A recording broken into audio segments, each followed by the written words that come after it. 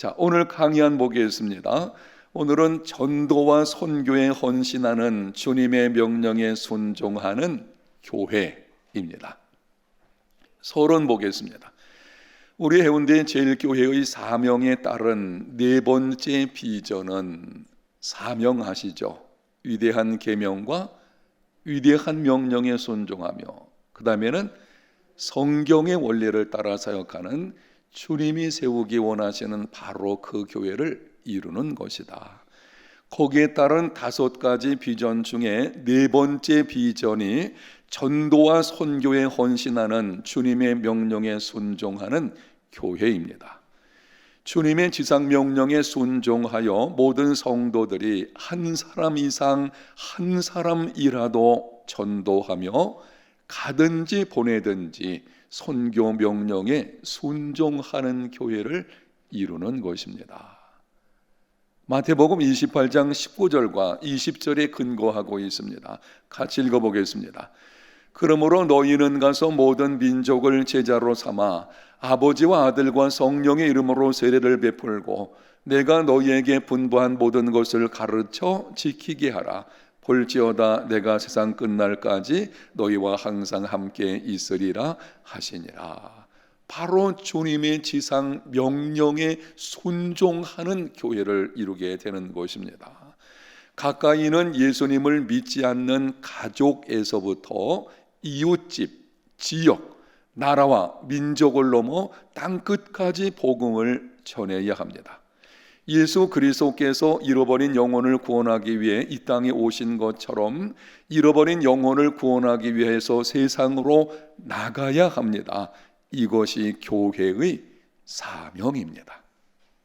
이 땅에 존재하는 모든 교회의 사명이에요. 우리 해운대 제일교회의 사명, 거기에 따른 비전, 우리 교회에 주어진 명령이죠. 반드시 우리는 이 말씀에 순종을 해야 합니다. 자, 오늘 그 다음 내용을 보겠습니다. 이렇게 주님의 명령에 순종하는 교회가 되려면 반드시 알아야 할 것이 있습니다. 오늘은 크게 2가지만 말씀드리게 되는데요. 첫 번째는 한 영혼의 가치는 천하보다 귀함을 알아야 합니다. 영혼의 가치를 아는 사람만이 이 전도, 선교 명령에 순종할 수가 있습니다. 마태복음 16장 26절 한번 같이 읽어보겠습니다. 사람이 만일 온 천하를 얻고도 제 목숨을 잃으면 무엇이 유익하리요? 사람이 무엇을 주고 제 목숨과 바꾸겠느냐? 주님께서 하신 말씀이에요. 예수님께서 이렇게 말씀을 하셨습니다. 너희가 온 천하를 다 얻는다고 할지라도 내 목숨을 잃으면 그게 무슨 유익이 있겠느냐? 여러분 맞죠? 세상에 내가 원하는 것을 다 그것도 넘치게 얻었다고 할지라도 아니 하나님 불러가시면 그거 내 거 아니잖아요. 아무 소용 없잖아요. 목숨이 얼마나 중요한지, 한 영혼의 가치가 얼마나 중요한지를 예수님께서 아주 단적으로 말씀을 하신 것입니다. 온 천하보다 귀하다 말씀하시죠. 예수님은 근본 하나님의 본체이십니다. 자, 그 다음에 기록된 내용은 한 영혼의 가치가 얼마나 소중한지를 여러분에게 쭉 말씀드리는 거예요. 예수님은 근본 하나님의 본체이십니다. 성자 하나님이십니다. 그럼에도 하나님과 동등됨을 취할 것으로 여기지 아니하시고 자기를 비어 종의 형체를 가지셨습니다. 율법을 제정하신 자이심에도 율법에 복종하셨습니다. 창조주께서 피조물의 몸을 입으셨습니다. 무죄하심에도 죄인의 모양으로 십자가에 달려 죽으셨습니다. 예수님께서 이렇게까지 하신 이유가 무엇입니까? 죄와 죄의 비참에서 죽어가는 영혼들을 구원하시기 위함입니다. 영혼을 구원하는 일은 하나님의 아들이 자신을 십자가에 내어주기까지 할 만큼 가치 있는 것입니다. 자, 여러분 앞으로 한번 보시면 이렇습니다. 한 영혼을 구원하는 것이 왜 소중하고 가치가 있는 일일까? 아니, 성자 하나님, 하나님의 본체이신 그분께서 하늘 영광을 버리시고 이 땅에 오셔서 고난 당하시고 십자가에 자기를 내어주실 만큼 그 영혼을 구원하기 위해서 그만큼 가치가 있다고 하는 것입니다. 일전에 설교 시간에 드린 말씀이 기억이 나는데요, 소중함은 희생의 대가에 비례합니다. 기억나십니까? 내가 지금 가지고 있다 그래서 다 소중한 거 아니거든요. 내가 그것을 얻기 위해서 얼만큼 대가를 치렀느냐 하는 것이 소중함의 정도를 결정하게 됩니다. 물어봅시다. 다이아몬드 덩어리가 있다. 소중한가요? 안 소중한가요? 여러분 별로 관심 없으신가 보구나. 다이아몬드. 사람들이 다이아몬드, 뭐 사실 그거 탄소 덩어리거든요. 별거 아닌 것 같은데 그 다이아몬드 반지 뭐 1캐럿짜리라도 있으면 엄청 소중하게 생각을 하죠. 만약에 그거 잃어버리게 되면 아마 잠을 못 이룰 겁니다. 여러분은 안 그렇겠지만 하여튼 뭐 그럴 수 있겠죠. 잠을 왜 그렇습니까? 그거 사기 위해서 엄청 돈이 지불됐거든요. 돈이 많이 지불되었기 때문에 그게 내게 소중한 것입니다. 사실은요, 진짜 가치가 있는 건데도 내가 공짜로 얻으면 그렇게 소중하게 여기지 않는 경우가 있어요. 지금 우리가 여기 살아 숨쉬고 있는데 우리가 숨쉬기 위해서 뭐가 필요하죠? 공기. 여러분, 공기는 다이아몬드 비교할 수 없죠. 공기 없으면 죽는 겁니다. 근데 우리가 뭐 공기 소중하게 생각하나요? 그냥 뭐 아무런 느낌 없이 지낼 때가 있죠. 왜 그런가요? 내가 그것을 얻기 위해서 값을 지불하는 게 아니었거든요. 사실 가치라고 한다면 우리가 그 돈이나 이런 걸로 따질 수 있는 것은 아니지만 어쨌든 분명한 건 이렇습니다. 무엇인가 내가 소중하다고 여기게 되는 것은요, 그만큼 내가 거기에 대가를 치르는 거예요. 우리 한 사람 한 사람 생각해 보세요. 저와 여러분 한 사람 한 사람을 구원하기 위해서 하나님의 아들이 자기 몸을 십자가에 내어주는 대가를 치렀습니다. 그렇다면 아버지 하나님께서 우리를 구원하기 위해서, 한 영혼을 구원하기 위해서 자기 아들을 내어주셨다면 그 영혼이 하나님께 얼마나 소중하겠어요. 정말 저는요, 예수 믿는 한 사람 한 사람은요, 그 값을 따질 수가 없어요. 옆 사람에게 격려합니다. 정말 소중하신 분이십니다. 맞죠? 여러분, 이 분명한 인식을 가지고 있어야 돼요. 우리는 착각할 때가 있어요. 우리가 그냥 무조건적으로 선물로, 사실 우리가 대가를 지불하지 않고 구원받았으니까 예수 믿어서 구원받은 걸 그냥 생각 없이 지나갈 때가 있습니다. 우리는 그럴지 몰라도 하나님께서는요, 엄청난 대가를 치렀거든요. 우리는 관점을 바꿔봐야 돼요. 하나님께서 보실 때의 한 영혼의 가치, 이런 것입니다. 하나님께서 여러분 한 사람 한 사람을 소중히 여기는 줄로 믿습니다. 여러분은 하나님께서 소중한 존재이기 때문에 여러분 스스로를 귀하게 여겨야 돼요. 예수 믿는 사람은요, 건강한 자존감 가져야 돼요. 자존심은 내버리십시오. 자존심 내세울 건 없죠. 그런데 자존감은 건강해야 돼요. 왜 그렇습니까? 아니, 만군의 하나님께서 나를 얼마나 소중히 여기시는지, 엄청난 대가를 지불하시고 나를 구원하셨거든요. 그걸 생각한다면 그리스도인은 이 건강한 자존감을 가지고 있어야 됩니다. 아이고, 나는 뭐 가진 것도 없고 배운 것도 없고 뭐 드러낼 만한 것도 없고, 그거 아니에요. 우리의 가치는 거기 있는 것이 아닌 것입니다. 한 영혼의 가치 우리가 잘 알아야 될 것입니다. 거기 질문이 있는데요. 한번 보겠습니다. 예수님께서 거라사인 지방에서 귀신들을 쫓아내실 때에 돼지떼 속에 들어가게 하신 이유가 무엇입니까? 돼지떼가 몰사함으로 개인의 재산에 손해를 입히시면서까지 그렇게 하신 이유가 무엇입니까? 여러분 이 사건 아시죠? 거라사인 지방에 도착을 하셨더니 귀신 들린 사람이 있었어요. 문제는 그 사람에게 귀신이 하나가 들어간 것이 아니고 많은 귀신이 들어갔어요. 예수님 물어봤습니다. 네 이름이 뭐냐? 뭐라 그랬죠? 군대인이라 그랬거든요. 많은 귀신이 들어가서, 아니 귀신이 하나가 들어가도 그 인생이 송두리째 망가지게 되는데 많은 귀신이 들어갔으니 그 인생이 얼마나 비참하겠습니까? 예수님께서 귀신들을 쫓아내실 때에 귀신들이 요청을 하게 되죠. 우리를 저기 있는 돼지떼에게 들어가게 해 주옵소서. 성경 기록에 보게 되면은 2,000마리 정도 되는 돼지떼였다라고 합니다. 예수님께서 허락을 하셔서요, 돼지떼 속으로 귀신이 들어가자 돼지떼가 내달아 가지고는 다 벼랑으로 떨어져서 물속에 빠져 죽어버렸습니다. 이 사건 기억나시죠?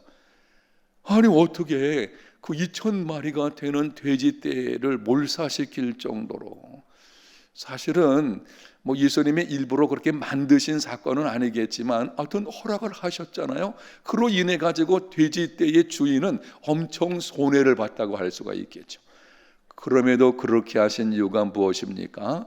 한 영혼의 가치가 얼마나 소중한 것임을 교훈하시는 것입니다. 한 영혼의 가치는 돼지떼 2,000마리 아무것도 아니죠. 그거 비교할 수 없어요. 우리가 지금 억만금을 준다고 할지라도 한 영혼의 가치와는 바꿀 수 없어요. 왜? 아니 그 영혼 잃어버리면 천만금, 억만금 소용없잖아요. 그렇게 되는 것이죠. 분명히 우리가 그걸 알고 있어야 됩니다.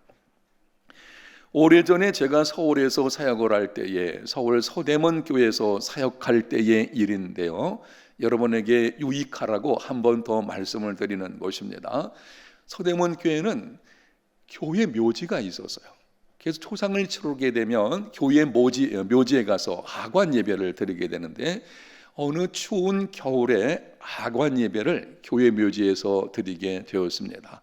당시 제가 부목사였지만 담임 목사님이 공석이었기 때문에 장례 이런 거 제가 다 거기서 인도를 하게 되었죠. 하여튼 하관 예배를 치르는데, 예배를 드리고 나서 이렇게 관을 이렇게 내리게 되는 절차가 있잖아요. 관 내리고 나서 예배 드리긴 하죠. 근데 이 관을 쭉 내리고 나서 보니까는 제가 그때 불현듯 이 생각이 났어요. 얼마 지나면 어때요? 내 몸도 이 차가운 땅 속으로 들어가게 되겠구나. 제가 그 기억이 굉장히 인상적이어가지고 지금도 잊어버릴 수가 없어요. 아니 추운 겨울날 그 시신을 땅 속으로 쭉 내리는데요, 그래 얼마 후면은 나도 이곳으로 내려가서 이 땅 속에 눕게 되겠구나. 아니면 한 줌의 채로 내가 사라지게 될 것이죠. 이 몸이 그렇게 될 것이죠. 그때 제가 두 가지 결심한 것이 있어요. 하나는 예수 믿는 믿음을 절대 버리면 안 되겠다. 왜 그렇습니까? 한 번 죽는 것은 사람에게 정해진 것입니다. 언젠가 죽음이 우리에게 찾아오게 되는데, 죽음이 찾아왔을 때의 소망은 예수 믿는 믿음뿐입니다. 여러분, 죽음이 찾아왔을 때에 제가 초상집에 가서 장례 지내게 되면 늘 이 말을 합니다. 근데 이 말을 듣는 사람들이 잘 깨닫지를 못하는 것 같습니다. 죽음이 왔을 때에는요, 세상의 부귀 영화 아무 소용없잖아요. 죽음이라는 사건이 찾아왔을 때 그때 내게 소망이 있다면 한 가지뿐이에요. 예수 믿는 믿음이 있느냐 하는 것이거든요. 야, 내가 끝까지 예수 믿는 믿음은 정말 굳게 붙잡아야 되겠다라고 하는 것이고, 또 한 가지는 내 인생을 진정 가치 있는 일에 들여야 되겠다. 아니 생각을 해보니까는 내 몸 얼마 후에 땅속에 들어가서 썩어지게 되는 것입니다. 짧은 인생이에요. 그러면은 이 짧은 인생, 땅속에 들어가면 썩어지게 되는 이 인생을 내가 어떻게 살아야 되지? 라고 질문해 보니까 나온 답은 이겁니다. 진짜 가치 있는 일에 내 인생을 드려야 되겠다. 아멘. 여러분, 인생 짧습니다. 사실은요, 어느 순간 하나님께서 우리를 부르실지 몰라요. 저는 매일 새벽, 거의 매일 새벽입니다. 죽음의 문제 놓고 기도합니다. 왜냐하면 어느 순간 하나님이 불러가실지 아무도 알 수 없잖아요. 맞죠?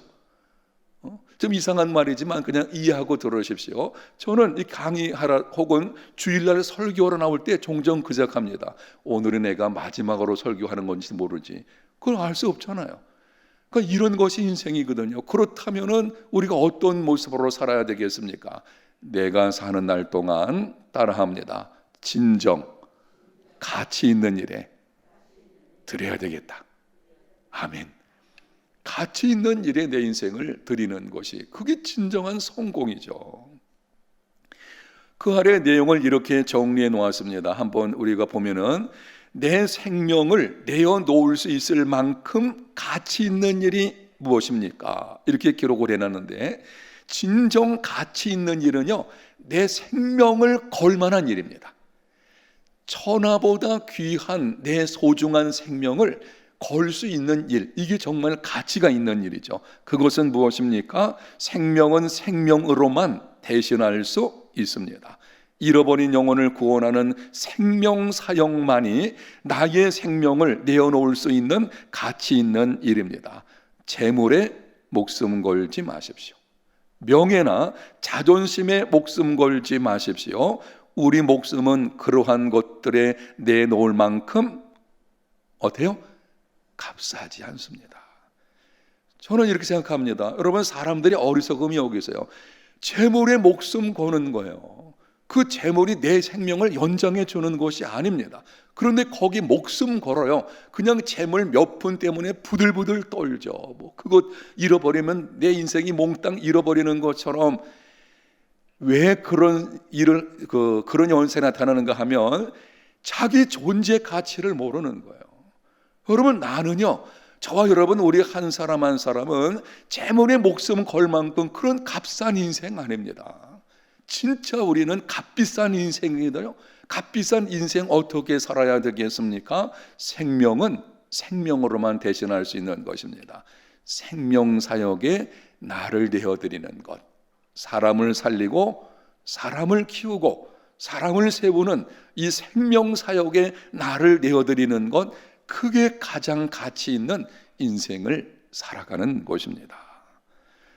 거기 이렇게 정리해놨어요. 오직 잃어버린 영혼을 구원하는 일만이 우리 인생을 투자할 가치가 있습니다.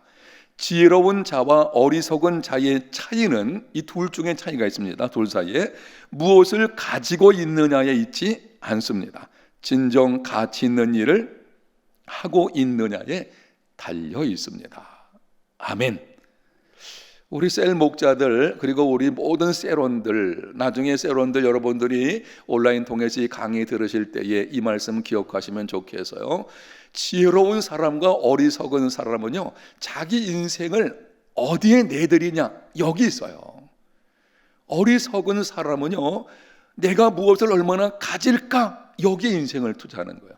근데 그 가질까 하는 것은요, 어느 순간 내가 다 내려놔야 돼요. 아니, 하나님 부르시면 죽음이라는 사건이 찾아오게끔 되어져 있어요. 인생길에는 찾아오게 되면 그냥 다 내려놓는 것입니다. 빈손으로 가는 거예요. 그게 나를 구원할 수 없습니다. 그런데 잃어버린 영혼을 구원하는 생명사역에 자기를 내어드리는 것은 이렇습니다. 저와 여러분이 한 사람을 전도해서 그 영혼을 구원하게 되면 내가 천국에 갔을 때에 그 영혼도 어때요? 천국에 와 있습니다. 아시겠습니까? 이게 엄청난 거예요. 내가 많이 얻은 것, 이거는요, 많이 소유한 거는 하나님 부르실 때 다 놓고 우리 천국 가는 거예요. 그땐 빈손으로 가잖아요. 그런데 영혼을 구원한 거는 그걸로 끝나는 게 아니에요. 그 한 영혼이 나중에 천국에 와 있는 것을 천국에서 만난다니까요. 만나게 되죠. 그것뿐만이 아니죠. 한 영혼을 구원하게 되면 그 영혼을 통해서 또 다른 영혼이 구원받게 되고, 성경이 이렇게 말씀하시죠. 주 예수를 믿어라. 그리하면 그 다음 뭐예요? 너와 네 집이 구원을 받으리라. 하나님께서 한 사람을 구원하시면은요, 그 한 사람을 통해서 그 가정을 구원하실 계획을 가지고 계셔요. 그러니까 그 한 사람 통해서 가정이 구원받죠. 구원받은 그 가정 식구들이 나중에 가정을 이루면 또 다른 가정이 구원받게 되죠. 믿음이 계승되죠. 그것뿐인가요? 지역사회 속에서 이웃을 전도해서 또 다른 영혼이 구원받죠. 이게 엄청난 생명의 역사가 일어나는, 이게 영혼 구원하는 일은요, 이렇게 가치가 있는 것입니다. 그래서 우리는 생명사역에 헌신하는 것, 우리 셀 목자들 여러분들이 지금 담당하고 있는 사역이 왜 중요한가 하면, 셀 목자의 사역은 따라합니다. 생명사역이다. 생명사역이에요. 여러분이 하고 있는 것이 사람을 살리고 키우고 세우는 거잖아요. 그래서 이 목자로서의 사명 굉장히 중요하고, 이게 얼마나 소중한 건지, 저는 교회 안에서 셀 목자로, 그리고 주일학교 교사로 이렇게 영혼을 담당해서, 한 영혼 한 영혼을 담당해서 이 생명사역을 이뤄나가는 것을 볼 때 그게 진짜 소중한 것이거든요. 여러분 이렇게 하십시오. 여러분 평생 셀 목자 내려놓지 마시고 이 일에 충성하시기를 축복합니다. 왜 이쪽엔 아멘을 별로 안 해요? 얼마 있다 내려놓을 생각이십니까? 여러분 생명사역에 투자하십시오. 여러분이 이렇게 하면 돼요. 내 몸, 내 시간, 내 재물, 우리 재물도 좀 생명사역에 내어드려야 됩니다. 아니 그 뭐 가지고 있는 거 지금 사실은요, 종종 말씀드리는 것처럼 여러분이 가지고 있는 거 다 쓰고 하나님의 부르심 받으시기를 축복합니다. 다 쓰고 가서 다 쓰고, 남으면 썩는 거예요. 남기면 썩는 것입니다. 자녀들에게 재물에 대한 가치관을 제대로 가르쳐주지 않고 자녀에게 넘겨주면은요, 그 재물이 자녀 정신 썩게 만들어요. 그 재물은 오히려 자녀 인생을 불행하게 할 수 있습니다. 그러니까 여러분들이 정말 성경적인 가치관으로 이 자녀를 재물에 대한 것 딱 무장시키지 않았다면 유산 주지 마세요. 그 유산 때문에 문제가 일어날 수 있거든요. 유산 주는 거가 나쁜 거 아니에요. 그거 좋은 것입니다. 뭐 부모가 부자면은 자녀가 좀 받으면 어떻겠어요? 문제는 여기서요. 유산을 주기 전에 성경적인 바른 재물에 대한 가치관을 훈련시켜야 돼요. 그러면은 그 물려준 게 문제가 되는 것이죠. 뭐 제가 지금 그 얘기 하려고 하는 건 아니고, 하여튼 여러분들이 있는 거 다 쓰고, 어떻게 하면 여러분 이렇게 하세요. 내가 이 남은 거 어떻게 하면 쓰고 죽을까 생각하셔서 좀 나눠주시기도 하고 생명사역에 내어드리고 하시면 좋겠습니다. 아멘. 자, 두 번째입니다. 기억할 것은 세계를 품은 그리스도인이 되어야 합니다. 예수님께서 동일한 명령을 반복해서 주셨습니다. 제가 앞에 성경 구절 몇 장 몇 절 하면 여러분이 읽어주십시오. 마태복음 28장 19절 상반절, 마가복음 16장 15절. 자, 뒤로 넘깁니다. 사도행전 1장 8절.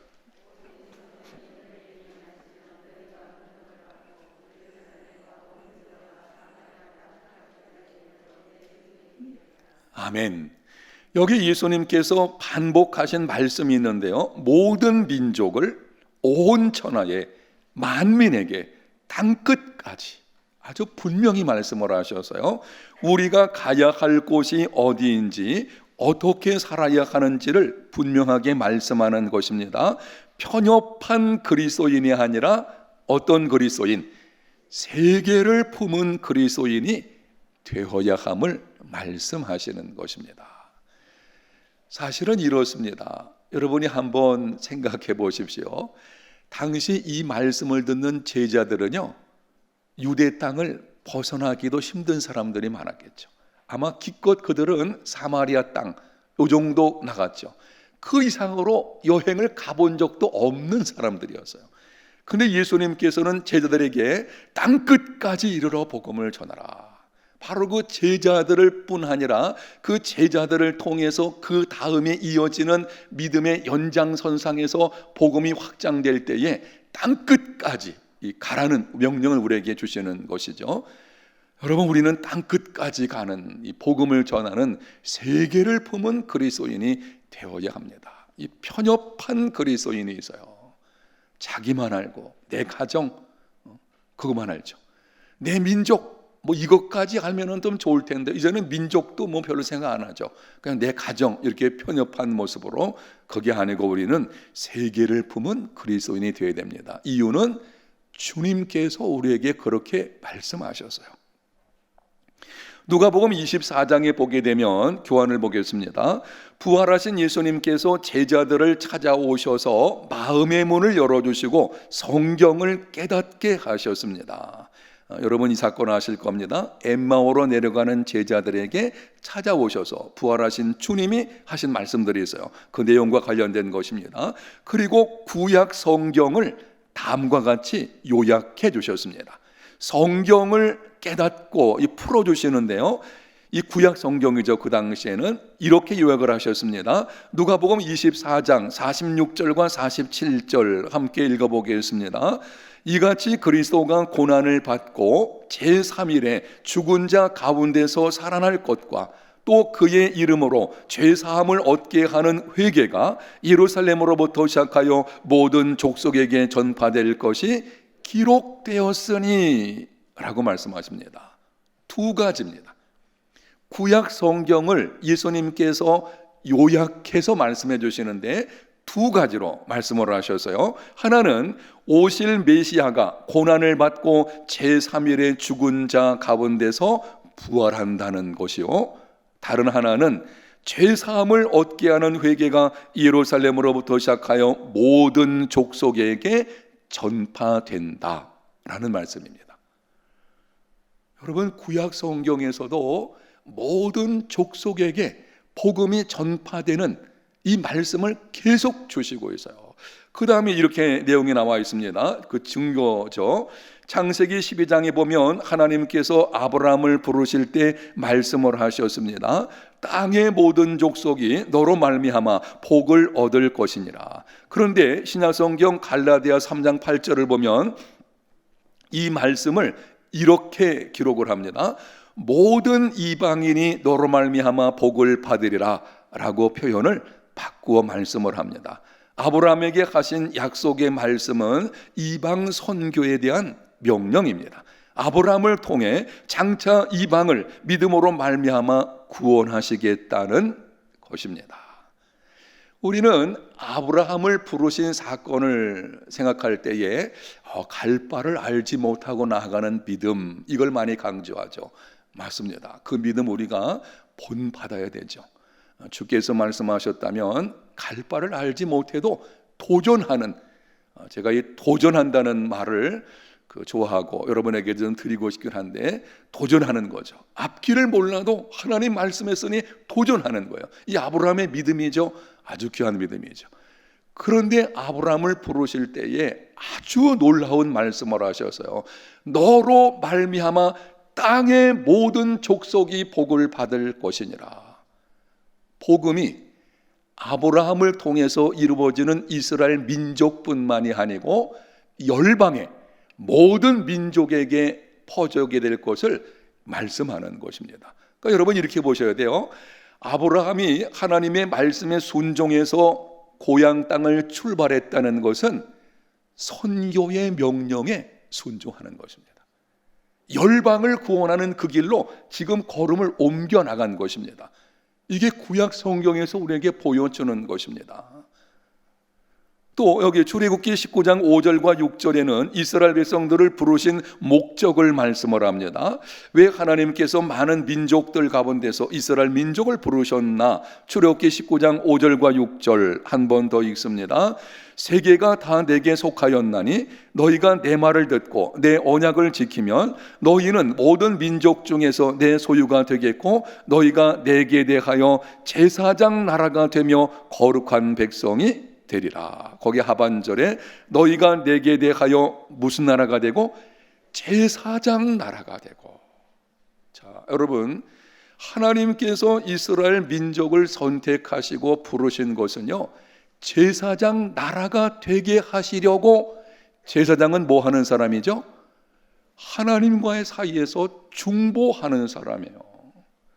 하나님과 백성 사이에서 중보하는 사람, 제사장이지 않겠습니까? 이스라엘 민족을 제사장 나라로 부르셨다는 것은 하나님과 이방 민족 사이에, 하나님과 열방 사이에 제사장의 역할을 감당하는 자로 부르셨다는 것이죠. 이스라엘 민족을 통해서 열방을 구원하시려는 하나님의 섭리, 뜻이 포함되어 있는 것이죠. 그러니까 구약 성경 전체를 보게 되면은요, 흘러가는 것이 여기 있어요. 단순히 우리는 구약 성경 그러면 이스라엘 민족의 역사와 관련돼서 안 해요. 그걸로 끝나는 거 아닙니다. 이스라엘 민족의 역사 중요하고 우리가 봐야 되지만, 그거는 결국에는 이방을 구원하시려는, 장차 오실 메시아 예수 그리스도를 통해서 이방을 구원하시려는 선교적 사명이 여기 포함되어 있습니다. 그래서 우리는 편협한 그리스도인이 되어서는 안 될 것이고, 세계를 품은 그리스도인이 되어야 합니다. 거기 이런 내용이 있습니다. 거기 아래 보니까, 그런데 비극적인 일은 이스라엘이 하나님의 약속의 우주적 전망을 망각하고 선택의 교리를 무슨 교리로 강등시켰어요? 편애의 교리로. 이게 이스라엘 민족의 문제였어요. 이스라엘 민족, 이 이스라엘 백성들이 문제가 뭔가 하면 하나님을 자기들만의 하나님으로 본 거예요. 이게 문제죠. 아닙니다. 하나님은 온 열방 모든 민족의 하나님이신 줄로 믿습니다. 하나님은 천지 만물 모든 것을 통치하시는 우주적인 하나님이에요. 이스라엘 민족의 하나님으로 끝나는 분이 아니십니다. 이스라엘 민족을 통해서 열방을 구원하시려는 그 하나님의 우주적인 비전, 이거는 망각하고 우리 민족의 하나님을 가둬버렸어요. 그래서 결국은 심각한 문제가 일어나게 된 것입니다. 여러분, 이렇게 될 수 있어요. 그 초대 예루살렘 교회 같은 경우를 보십시오. 예루살렘 교회가 뭐 서로 교제하는 중에 막 성장하고 먹고 같이 예배드리고 하는 중에 너무 좋았잖아요. 초대 예루살렘 교회. 그러니까 이런 마음이 든 거예요. 야, 이제 교회가 이만큼 부흥하고 너무 좋은데 우리만 예수님 믿고, 이때 하나님께서 가만두실 리가 없죠. 그래서 하나님이 스데반의 순교 사건을 통해 가지고 이 죽음의 사건, 예루살렘 교회에 핍박을 당하게 하셨죠. 그래서 흩어버리셨어요. 흩어버리십니다. 오직 성령이 너희에게 임하시면 너희가 권능을 받고, 그 다음 뭐죠? 예루살렘과 온 유대와 사마리아와 땅끝까지거든요. 안 나가려고 그러는 거예요. 그냥 예루살렘, 거기서 유대, 뭐 많으면은 사마리아까지. 우리 여기, 우리 민족, 하나님은 우리 민족의 하나님이지. 아니, 예수님 믿으면서도 여전히 그런 편협된 생각들이 여전히 남아있거든요. 하나님 가만히 두시지 않죠. 핍박을 하셔서 흩어버리심으로 나가서 복음 전파하니까는 안디옥 교회가 일어나게 되고, 안디옥 교회를 중심으로 이방 선교가 이루어지게 되고, 그게 복음이 전 세계를 막 흘러가서 우리나라까지 들어오고, 이런 일이 지금도 계속해서 이루어지게 되는 것입니다. 거기 결론 부분을 보겠습니다. 세계 선교는 신구약 성경 전체에 나타나는 하나님의 명령입니다. 그러므로 선교는 교회의 중심에 자리합니다. 선교하지 않는 교회는 뭐라 그랬어요? 더 이상 교회가 아닙니다. 존재 목적이 없다는 거예요. 우리는 지역사회를 넘어서 열방을 가슴에 품고 모든 민족에게로 나아가야 합니다. 가든지 보내든지 둘 중에 하나를 해야 합니다. 이 선교 명령은요, 이거는 우리가 무시할 수는 있지만 책임을 회피할 수는 없어요. 왜냐하면 이거는 지상 명령이거든요. 전도하는 것, 잃어버린 영혼을 구원하는 것, 선교에 대한 명령, 반드시 우리가 감당해야 되는데, 특별히 땅끝까지 복음을 증거하는 이 선교 사역은 가든지 보내든지 둘 중에 한 가지는 우리가 반드시 해야 하는 것입니다. 자, 지난번에 어떤 건의사항이 들어와서 목사님 좀 나눔 질문을 만들어 주시면 좋겠습니다. 아마 그 셀 모임을 이렇게 온라인으로 하게 되니까 그 서로 강의를 듣고 나서 나눔 질문이 있으면 좋겠습니다. 그래서 그냥 3가지 정도를 만들어 봤거든요. 자, 질문 1 여러분에게 한번 보겠습니다. 윌리엄 제임스라는 사람이 말했습니다. 우리의 삶을 가장 잘 사용하는 방법은 삶보다 오래 남을 수 있는 일에 사용하는 것입니다. 삶보다 오래 남을 수 있는 일은 무엇인지 말해 보십시오. 뭔지 아시겠죠? 우리 삶보다 오래 남는 것. 이 말은 하나님이 내게 나를 불러가신 이후에도 남아있을 수 있는, 그리고 영향력이 계속 있게 하는, 바로 그것이 뭡니까? 생명사역이죠. 그거 외에는 없어요. 생명사역 외에는요 다른 거 없죠. 우리 삶보다 오래 남을 수 있는 일에 사용하는 것이라는 것이죠. 질문 2번째 보겠습니다. 당신은 지금 주님의 지상명령인 전도와 선교 명령에 어떻게 순종하고 있습니까? 혹 순종하지 못하고 있다면 앞으로의 계획을 말해 보십시오. 실질적이죠. 가든지 보내든지 해야 됩니다. 말로만 듣고 끝나면 안 되죠. 순종해야 되죠. 반드시 우리는 선교지로 가든지 아니면 선교지에 간 선교사들을 위해서 선교 헌금이죠. 선교 헌금을 드리든지 둘 중에 하나는 반드시 감당을 해야 되겠죠. 나눠보시고 질문 3번째는 다음에 성구들을 읽고 주님의 명령에 순종하는 삶이 되려면 어떻게 해야 되는지 말해보십시오. 자, 거기 사도행전 1장 8절에 보니까 우리가 아는 구절이죠. 오직 성령이 너에게 임하시면 너희가 권능을 뭐라 그랬어요? 받고. 그걸 줄쳐놓으세요. 권능을 받고 예루살렘과 온 유대와 사마리아 땅끝까지 이르러 증인이 되리라. 야, 증인은 내가 되고 싶다 그래 되는 것이 아니에요. 성령의 권능을 받아야만 비로소 되어지는 것입니다. 아멘. 이거 분명히 하셔야 돼요. 오늘 우리가 지금 들은 말씀 이것입니다. 뭐냐면 전도와 선교에 헌신하는 주님의 명령에 순종하는 교회는 곧 나를 말하는 거잖아요. 그러니까 이 말은 내게 주시는 명령이죠. 전도와 선교에 헌신하는 복음의 증인으로서의 삶을 살려면 내가 그렇게 살아야 되지 라고 한다 그래서 이게 되는 게 아니라는 뜻입니다. 반드시 성령의 권능을 받아야 합니다. 성령의 권능을 받으려면 어떻게 됩니까? 누가복음 11장 13절 맨 밑에 있는 성경 구절 함께 읽어보겠습니다. 너희가 악할지라도 좋은 것을 자식에게 줄 알거든 하물며 너희 하늘 아버지께서 구하는 자에게 성령을 주시지 않겠느냐 하시니라. 구하는 자에게 어떻게 해요? 성령을 주시지 않겠느냐. 분명히 말씀하잖아요. 기도해야 돼요. 기도. 요즘 여러분에게 계속 강조하는 거 여기 있잖아요. 하나님과 친밀함을 먼저 해야 됩니다. 기도해야 됩니다. 기도보다 앞서 나가지 말아야 됩니다. 하여튼 우리 교회 이 비전, 이 사명을 이루는 데 있어서 출발점은 따라합니다. 기도의 자리. 그럼 기도의 자리에서 나가는 거예요. 그래서 성령의 능력을 받아야 내가 감당할 수 있어요. 우리가 셀 목자로서의 사명, 이 증인으로 사명이죠. 우리가 복음을 나누는 것이죠. 이 생명사역 성령께서 이루어 가시는 것입니다. 성령께서 이것을 나를 통해서 일하실 수 있도록 기도해야 되죠. 기도. 그래서 여러분 기도의 자리 놓치시면 안 됩니다. 하여튼 저는 우리 해운대 제일교회 모든 성도들, 셀 목자는 반드시 그러해야 할 것이고 모든 성도들이 나만의 길 갈 기도의 자리를 좀 만드시고 거기서 좀 기도하셔야 돼요.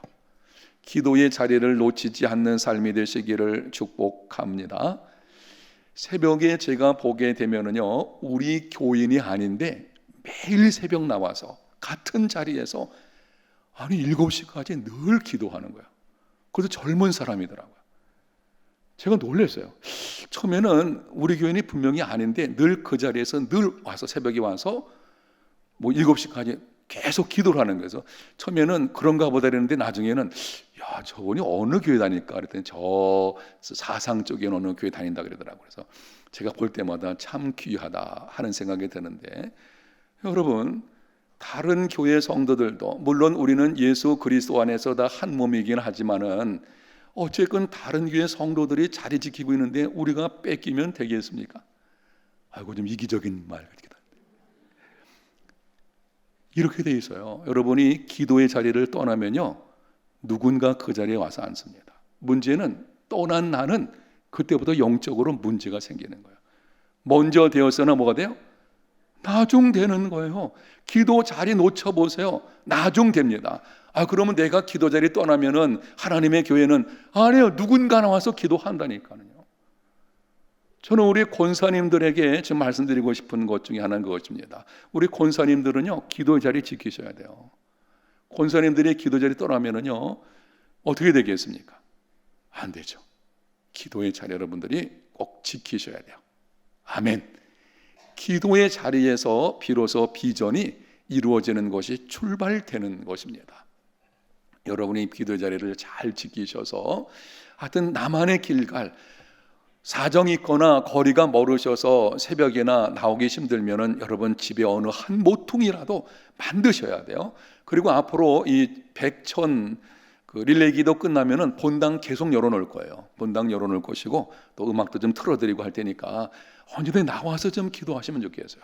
교회당에 나오셔 여러분이 1시간이고 2시간이고 좀 어느 자유롭게 나오셔서 기도하시고, 그래서 기도가 끊임없이 여러분의 삶에서도 하나님의 교회 우리 해운대 제일교회에서도 이루어지는 그런 복이 있는 역사가 있으시기를 축복합니다. 이 시간 우리 통성으로 같이 한번 기도하는 시간을 갖겠는데요, 이렇게 기도합니다.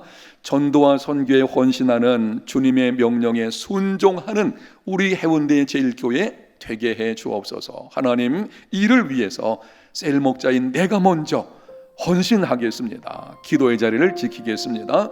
한 영혼의 가치를, 소중함을 알게 해주시고 세계를 품은 그리스도인 되게 해 주옵소서. 성령의 권능을 부어주시고 생명사역에 헌신하는 삶, 가장 가치 있는 이 사역에 나를 내어드리겠습니다. 나를 통해서 일하여 주시옵소서. 말씀을 생각하면서 기도하시고, 또한 셀 식구들의 건강과 안전과 경제적인 회복이나 그들의 인생 회복을 위해서 아픈 가운데 있는 셀 식구들을 위해서도 함께 기도하는 시간을 통성으로 같이 기도하겠습니다.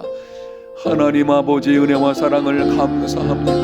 오늘 말씀을 통해서 주님의 명령에 순종하는 것에 관해서 듣게 하셨사옵니다. 이제는 전도와 선교에 헌신할 수 있는 주님의 지상 명령에 온전히 순종해내는 우리의 해운대 제일교회가 되게 하여 주시기를 원합니다. 하나님 아버지, 우리 교회를 통해서 수많은 영혼들이 구원받는 역사가 있어야 되겠사오니, 또한 우리 교회가 땅끝까지 복음을 증거하는 생명의 역사를 이루어야 되겠사오니 하나님의 거신 은혜를 채워주시기를 원합니다. 앞장서 있는 우리들에게 은혜를 베풀어 주셔서 평생 동안 생명사역, 사람을 살리고 사람을 키우고 사람을 세우는 생명사역에 헌신할 수 있는 우리들의 삶이 되게 해주시기를 원합니다. 한 영혼의 가치가 얼마나 소중한 것인지를 알게 하여 주시옵시고 세계를 품은 그리스도인 되게 해주시기를 원합니다. 나와 내 가정만 생각했던 편협함을 이제는 내버리고 세계를 가슴에 품는 이웃에게로 나가는 주님의 마음을 가지고 나갈 수 있는 우리들이 될 수 있도록 인도해 주시기를 원합니다. 성령의 능력을 우리들에게 부어주시옵소서. 성령의 권능을 받고 복음의 증인이 되리라고 말씀을 하셨사오니 하나님 아버지는 생명사에게 우리가 헌신하고자 할 때에 성령의 능력으로 부어주시기를 원합니다. 성령으로 충만케 해주시기를 원합니다. 성령님 우리를 도와주셔서 이제는 온 천하를 가슴에 품을 수 있는, 열방을 가슴에 품을 수 있는 이런 우리들을 모두가 되게 해주시옵시고 일에 온전히 헌신되어지게 해주시기를 원합니다. 우리 셀 식구들을 기억하여 주셔서 한 사람 한 사람 건강 지켜주시고 안전하게 도와주시옵시고 아픔 가운데 있는 성도들 찾아가 주셔서 놀라운 회복의 역사로 해주시기를 원합니다. 그 고통을 통해서 더 큰 믿음으로 세워지게 해주시옵시고 고통을 뛰어넘는 용기와 믿음을 구하여 주셔서 이겨내게 도와주시고 그 가운데 역사하시는 하나님의 능력으로 일어날 수 있게 해주시기를 원합니다. 하나님 아버지, 경제적인 문제로 인해서 힘들어하는 성도들 주님께서 그 문제도 회복시켜 주시옵시고 치유와 통찰력을 주시고 어떻게 극복해야 되는지를 알게 해주시고 이 모든 것을 잘 이겨내는 중에 영육 안에 그리고 주어진 모든 삶에 놀라운 하나님의 풍성함을 경험하는 삶으로 주님께서 인도하여 주시기를 원합니다. 우리 모든 셀 목자들 한 사람 한 사람들에게도 놀라운 은혜를 베풀어 주셔서 하늘의 훌륭한 복과 땅에 기름진 복이 넘치게 해주시고 영혼이 잘되게 해주시고 범사가 잘되게 해주시며 강건케 붙들어 주시기를 원합니다. 우리들에게 사명을 주시고 비전을 주셨사오니 이 일에 우리가 헌신할 때 우리를 통해서 하나님께서 일을 행하여 주시고 그 가운데 새로운 생명을 이루내는 우리 교회 되게 하여 주시기를 원합니다. 주님 도와주심을 감사합니다. 역사해 주시옵소서. 도와주시기를 원합니다. 주께서 도우시옵소서. 하나님 아버지, 우리에게 말씀하셨사오니 이제는 그 말씀대로 순종해서 복음의 명령, 지상 명령을 넉넉히 감당할 수 있는 삶이 될 수 있도록 성령님 도와주시기를 원합니다. 앞장서 있는 셀 목자들 우리들에게 먼저 성령의 권능을 부어주셔서 주님의 지상 명령에 순종하며 사람을 살리고 키우고 세우는 생명사역에 온전히 헌신할 수 있는 삶이 되게 하여 주시옵소서. 예수님 이름으로 기도합니다. 아멘.